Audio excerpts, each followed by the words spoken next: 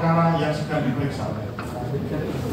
Sesuai dengan pedoman ini, sehingga menjadi perlu lebih dahulu menguji apakah permohonan pemohon intervensi perkara nomor 99 dan kita lihat tadi mereka rata-rata hanya membuatnya 2 lembar, bahkan yang 2 lembar pun malah ada yang 1 lembar ya, yang 1 lembar, dan khusus KPU malah tidak siap, dia tidak mengerti hukum acara, dia cuma bikin 1 begitu ya. Jadi dari fakta ini menunjukkan ada beberapa alasan orang mengajukan intervensi itu. Kalau kami tetap mendasarkan pada pasal 279 RPG sampai dengan pasal 281 yang ada 3 alasan utama. 1, seseorang mengajukan intervensi itu punya hubungan hukum dengan para pihak, punya hubungan hukum. Kemudian yang kedua, dia ingin mempertahankan hak gitu. Jadi orang intervensi itu ingin mempertahankan hak. Misalkan bank tidak terlibat dalam perkara tapi tanahnya dilelang, maka bank akan intervensi karena punya keterkaitan. Yang ketiga, dia kalau tidak intervensi dia dirugikan. Nah, kalau kita melihat 3 alasan tadi, 1 keterkaitan hukum, yang kedua alasan untuk menegakkan satu hak, dan yang ketiga dirugikan, itu tidak ada ya. Dan terbukti mereka tidak menyebut itu, padahal itu kunci utama di pasal 279 sampai 281 itu tentang 3 hal itu. Oleh karenanya saya lebih mengatakan ini mereka main seksi-seksian. Perkara ini kan seksi, siapapun yang terlibat akan diliput media.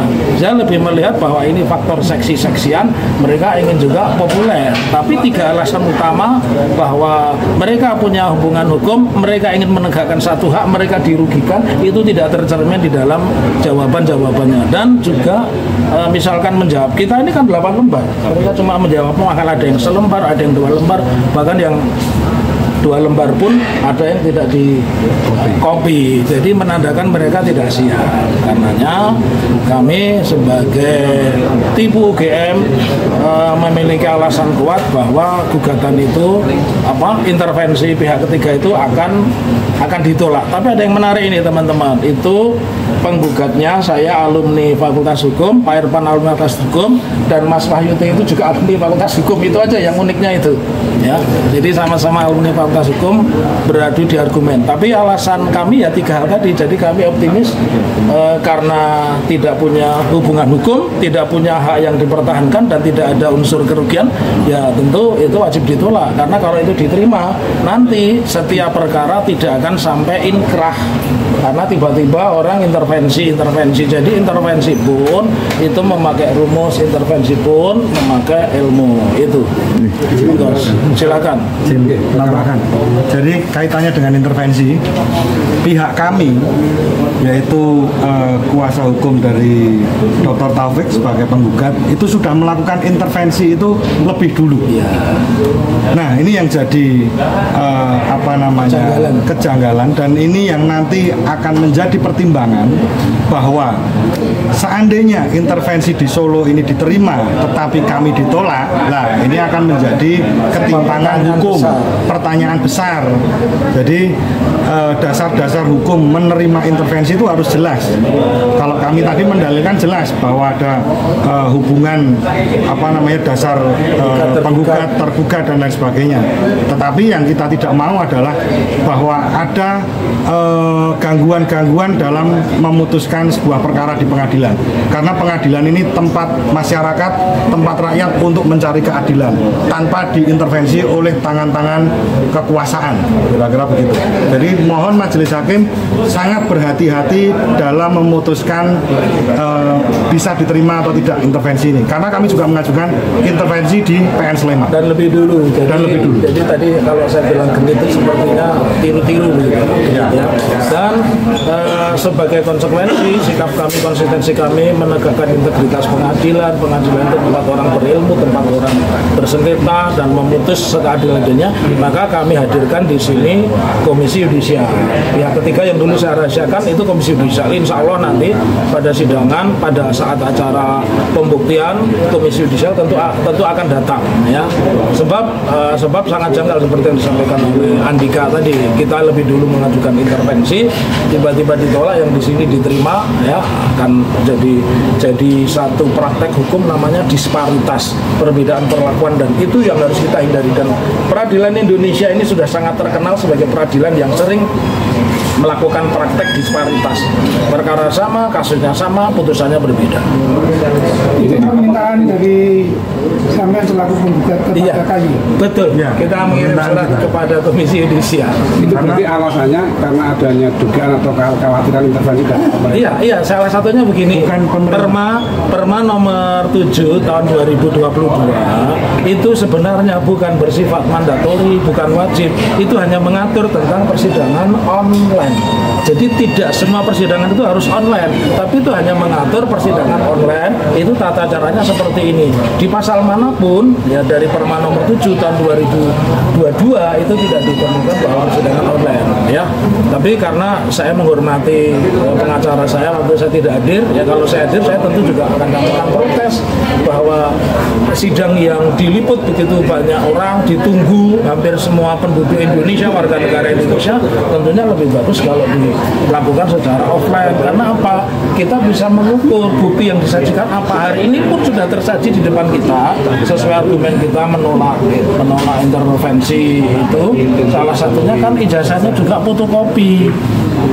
Begitu teman-teman semua. Pernyataan mereka seragam, dan saya menambahkan sedikit lagi juga bahwa dalam perkara ini kan teman-teman kan tahu ini kan mendapat perhatian besar di masyarakat, entah yang mendukung, meragukan atau menolak kan begitu. Nah, dalam perkara ini kami tidak sedang melawan pemerintah, tetapi kami menggugat seorang mantan presiden, yaitu Pak Joko Widodo, yang kedudukannya adalah sama dengan kami sekarang, bahwa beliau adalah masyarakat biasa. Jadi kami ini tidak sedang melawan negara, kami tidak sedang menggugat negara. Jadi mohon itu diluruskan juga. Yang perkara perdata itu kan privat. Kalau privat itu satu-satu begitu. Jadi kalau kita tidak menanyakan, ya tidak perlu dijadikan bukti, kecuali kita di dalam gugatan menyebut. Oleh karenanya kita meminta semua ijazah bersamaan dengan ijazahnya Pak Jokowi yang terbit tahun 1980 harus diperiksa ulang. Nah, itu barangkali punya relevansi. Tapi ini sama sekali tidak punya relevansi. Nuwun Pak. Terima kasih. Selamat siang teman-teman semuanya. Untuk yang sidang ijazah. Apa yang mau tanyakan ini? Soal yang sidang ijazah dulu. Oh, masalah ijazah. Baik. Jadi sesuai agenda sidang pada hari ini untuk perkara nomor 99 atas nama penggugat Bapak Dr. Muhammad Taufik, di mana objek yang disengketakan mengenai kepemilikan ijazah Pak Jokowi ketika melakukan pendaftaran bakal calon Wali Kota Surakarta, Gubernur DKI, dan bakal calon Presiden Republik Indonesia. Nah, oleh karena terdapat adanya permohonan intervensi, maka Majelis Hakim berkesempatan kepada para pihak, penggugat maupun para tergugat, untuk memberikan tanggapan. Nah, pada sidang hari ini pula, kami selaku tim kuasa hukum Pak Jokowi telah memberikan suatu tanggapan yang pada pokoknya satu, bahwa permohonan untuk gabung sebagai pihak dalam perkara ini yang dilakukan oleh salah satu lulusan SMA 1 satu angkatan dengan Pak Jokowi, ya, saya berpendapat memiliki kepentingan hukum, ya, memiliki kepentingan hukum terhadap objek yang saat ini menjadi sengketa. Yang kedua, memiliki hubungan hukum dengan salah satu pihak. Pihak yang kami maksud dalam hal ini adalah SMA 6. Ya, SMA 6 sebagai institusi tempat di mana pemohon ini sekolah dan tempat di mana tergugat satu ini sekolah. Lantas pihak pemohon intervensi ini juga akan dirugikan kepentingannya manakala, ya, gugatan yang diajukan oleh Pak Muhammad Taufik sebagai penggugat ini dikabulkan. Oleh karenanya, atas dasar alasan-alasan tersebut sebagai syarat material, kami berpendapat telah terpenuhi. Demikian pula syarat formil. bahwa permohonan tersebut diajukan kepada majelis hakim pemeriksa perkara. Kemudian yang kedua diajukan ya sebelum adanya putusan pada pengadilan tingkat pertama. Dan yang ketiga, pemohon ini ya telah mengajukan permohonan sesuai dengan format yang telah ditetapkan oleh pihak pengadilan. Nah, atas pertimbangan-pertimbangan tersebutlah maka sudah selayaknya apabila kami sebagai kuasa hukum Pak Jokowi memberikan pendapat dan ajukan permohonan ya kepada majelis hakim supaya dikabulkan pemohon intervensi tersebut untuk bisa bergabung ya sebagai pihak dalam perkara perdata nomor 99-PDT.G/2025/PN Surakarta. Demikian tanggapan kami terhadap permohonan intervensi yang diajukan oleh salah satu lulusan SMA Negeri 6 Surakarta yang seangkatan dengan Pak Jokowi. Nanti seberapa ini pentingnya peran nanti kalau misalnya diizinkan bergabung menggugat intervensi? Tentu saja pihak intervensi ini akan mendukung terhadap dalil-dalil bantahan pihak tergugat 3, dalam hal ini adalah SMA Negeri 6. Karena pemohon intervensi ini tentu saja mempunyai kepentingan yang sama dengan pihak tergugat 6. Dan tadi sudah disampaikan di dalam alasan-alasan yang telah kami bacakan, di mana kami mensitir ya salah satu alasannya apabila ijazah yang diterbitkan ya oleh SMA 6 di mana pada saat itu masih dalam taraf sekolah menengah persiapan pembangunan atau apa nomenklatur yang dipergunakan. Nah, kalau itu dinyatakan tidak lagi sah atas ijazah tersebut, dengan sendirinya para alumni satu angkatan itu dengan sendirinya dia mengalami atas kerugian, sehingga sudah sewajarnya dia akhirnya gabung untuk mendukung terhadap dalil-dalil bantahan yang akan disampaikan oleh tergugat 4 dalam ini SMA 6 dalam rangka menyangkal terhadap dalil-dalil gugatan pihak penggugat. Demikian ya. Sidang berikutnya kapan? Terima kasih. Sidang berikutnya kapan, Pak? Sidang berikutnya kapan untuk yang? Untuk sidang berikutnya pada hari Kamis 12 Juni hakim akan membacakan putusan selah.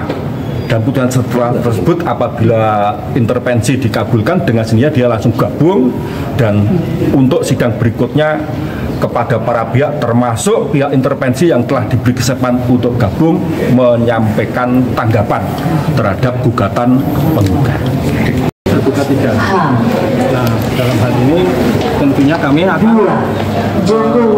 mempersiapkan langkah-langkah untuk nantinya membuat eksepsi maupun perkara terkait dengan nanti setelah bila gugatan kami intervensi kami ini diterima oleh majelis hakim. Itu yang bisa kami sampaikan. Terima kasih Pak. Cukup.